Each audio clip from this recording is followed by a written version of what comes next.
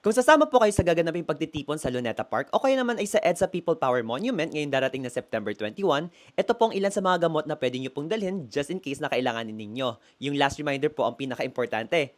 Let me explain. Una, we have paracetamol just in case po na kayo'y lagnatin o kaya naman ay sumakit ang inyong ulo at katawan dahil sa mahabang paglalakad o kaya matagal na pagtayo. Pangalawa, just in case na kayo po ay sikmurain, pwede po kayo magdala ng mga chewable or yung mga liquid form ng antacids. Pangatlo, if ever kayo or may mga kasama kayo mag-develop ng allergic reaction dahil sa usok o kaya alikabok, pwede po kayo magdala ng antihistamine. Pang-apat, kung patuloy kang tinatawag ng kalikasan at nahihirapan ka maghanap ng mga palikuran, pwede ka po magdala ng loperamide. Pang-lima, kung mainit ang panahon, kinakailangan po natin maiwasan na ma-dehydrate kaya magbaon din po tayo ng mga ORS or oral rehydration salts o yung mga electrolyte drinks po natin. At syempre po, kung may mga maintenance medicines po kayo o kaya naman ay may asthma kayo at kinakailangan yung gumamit ng inhaler, huwag nyo din po kakalimutan yon. Ito naman po hindi mga gamot pero mainam na din po na meron kayong dala. Band-aids, alcohol, wet wipes, and face mask. And lastly, huwag po natin kalimutan na ang pinakamahalagang dalhin po natin sa pagtitipong ito ay ang ating boses at layunin. Ang panawagan para sa pananagutan at ganap na transparency laban sa korupsyon, lalo na po sa mga maanumalyang flood control projects na inilalagay ang ating bayan sa panganib. Hindi po pwedeng malunod sa korupsyon ang pondo ng bayan. Kaya sama-sama po nating ipaalala sa kanila na ang pondo ng taong bayan ay para sa taong bayan at hindi para sa bulsa ng kung sino man. Naway magkaisa po tayo at mag-ingat po tayong lahat.